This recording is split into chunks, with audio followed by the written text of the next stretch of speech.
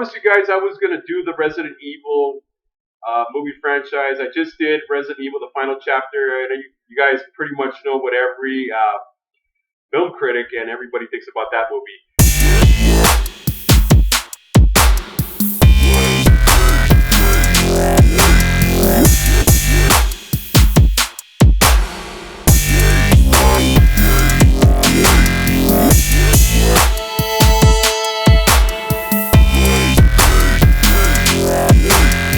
Okay, and I am gonna, and as I promised you, I am gonna do all the Resident Evil movies from this one starting to the right before the final chapter. Okay, Resident Evil, released in 2002, directed by Paul W. S. Anderson, who was the future husband of Mila Jovovich. I just wanna kind of bring that up, even though I don't think really anybody cares at all. But I don't know. I just thought I'd bring it up, anyways. So at the time, right before I did the review, at the time there wasn't a lot of zombie movies anymore being featured in movie theaters, and Resident Evil kind of opened up the door because besides the George Romero era of zombie films released in the late 70s, I'm sorry, the late 60s and late 70s, as well as the 80s, we kind of saw like a really surge of really bad and at the same time good zombie movies. And fast forward 2002, famous video game, and I had played this game. Actually, I think it was already in the Resident Evil. At least three Resident Evil video games already had been released right before the film. And okay, now to the review. Okay, Alice she kind of wakes up. She doesn't know who she is. There's a covert unit that kind of busts inside this strange house, and she doesn't know what the hell's going on at all. And Michelle Rodriguez plays Rain on this film as well. She's kind of one of the standout actors on this film. There's a lot of other ones that actually stood out because there isn't a whole lot of room for acting on Resident Evil movies, as you guys probably know. So she gets pushed into a situation she's not familiar with.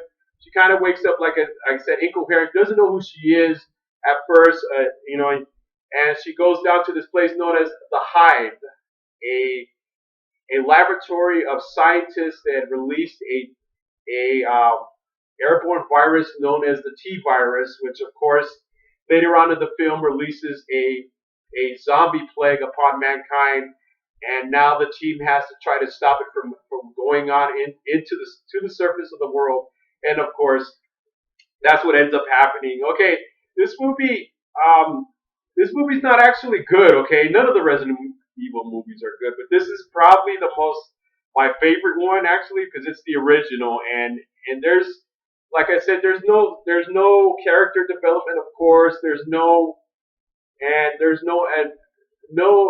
type of emotion really shown on this movie at all. So you don't really feel for any of these people because it's just a really fast paced action movie, and the zombies on this film are not really convincing to me. I'm used to seeing what you see, of course, in this day and age with The Walking Dead and all that stuff, and George Romero films, of course. Really, he's the master of the genre, anyway. Maybe they should have had him do these movies. Oh well. Anyway, so she has to stop, and there's a kind of like a conspiracy. It's found earlier on in the film that she's actually an operative for the Umbrella Corporation who distributes kind of like different type of products, including viral weaponry.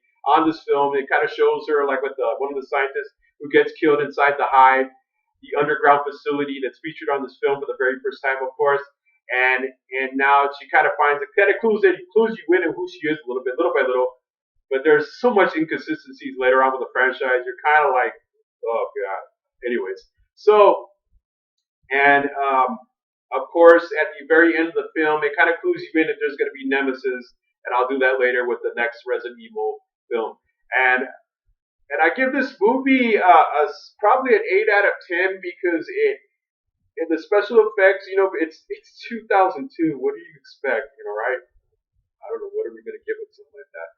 So your expectations are not going to be very high, but for a film released in 2002 that there was no films about zombies re-released at all, and we get to see the zombie dogs as well, of course, and we get to see the membrane